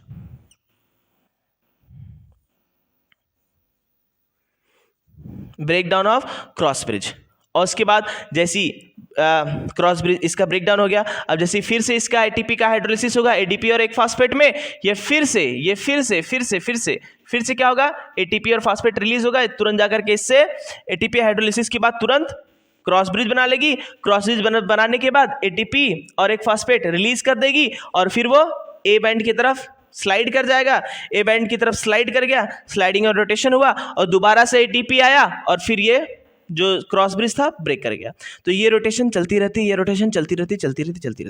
फिर से इजी में समझते हैं, एटीपी आई कहाँ पर, मेरोमायोसिन पे, एटीपी की हाइड्रोलिसिस हुई, एटीपी के हाइड्रोलिसिस होते ही जो मेरोमायोसिन था उसने बाइंड कर लिया एक्टिन से, क्रॉस ब्रिज बन गया, और एडीपी जैसे यहां से मूव किया तो उसको स्लाइडिंग कर दिया, जिसे स्लाइडिंग और रोटेशन कहते हैं। और दूसरी एटीपी आकर के जैसे इससे बाइंड हुई, क्रॉस ब्रिज छूट गया, तो break down of cross bridge break down हो गया। एटीपी यहीं पर है, फिर एटीपी हाइड्रोलाइसिस होगा, फिर एटीपी का हाइड्रोलाइसिस हुआ, क्रॉस ब्रिज बना, एटीपी का हाइड्रोलाइसिस हुआ, क्रॉस ब्रिज बना, एटीपी बाहर गया, स्लाइडिंग हुई, एडीपी बाहर गया, स्लाइडिंग हुई, रोटेशन हुआ, फिर से एटीपी आई तो ब्रेक कर गया। ठीक है, यही रोटेशन चलते रहता है, यही रोटेशन इसमें चलते रहता है। तो बात करते हैं what happen during the muscle contraction.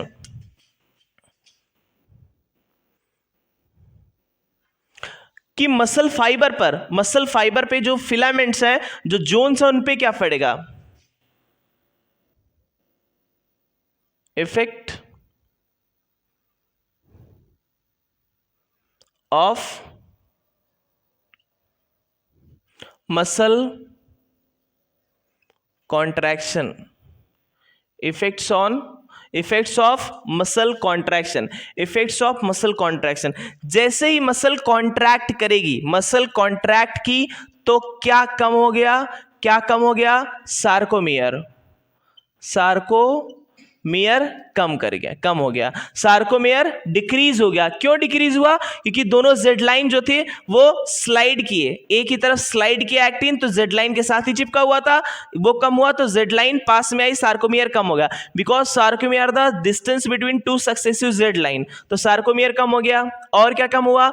जब सार्कोमियर कम हुआ, जेड लाइन पास पास आए, तो ए बैंड जो था वो और भी डीप चला गया, ओवरलैपिंग एक्टिन मायोसिन की और ज्यादा होने लगी, तो और घट गया, आई बैंड घट गया, आई बैंड भी डिक्रीज कर गया। और क्या डिक्रीज होता है? दो, जैसे मान लीजिए ये रहा मायोसिन और इसके ऊपर, जैसे बात कर लेते हैं, ये रहा मायोसिन, ये रहा मायोसिन और इसके ऊपर है एक्टिन, ये मेरा हाथ रहा एक्टिन। जब ये स्लाइड करेगा, जब ये स्लाइड करेगा, ऐसे स्लाइड करेगा, और इसी दोनों के बीच के गैप को एच जोन बोलते थे, जब ये स्लाइड करेगा ऐसे पास में आएगा, ऐसे जब पास में आएगा तो एच जोन की भी डिस्टेंस कम होगी, कभी कभी तो एच जोन पूरा तरीके से डिसअपीयर हो जाते हैं।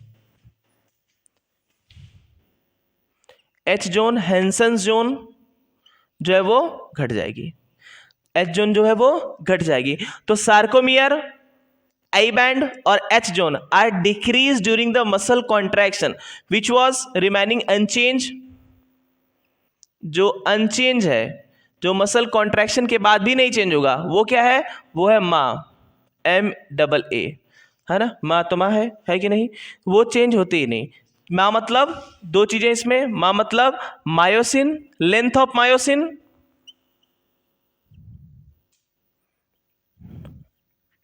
लेंथ ऑफ मायोसिन, और ए मतलब लेंथ ऑफ एक्टिन, और ये मतलब ए बैंड। हालांकि मायोसिन की लेंथ और ए बैंड दोनों एक ही है, फिर भी ऐसे समझ लेते हैं, कहीं कहीं पूछ लेगा तो कंफ्यूजन नहीं क्रिएट होगा।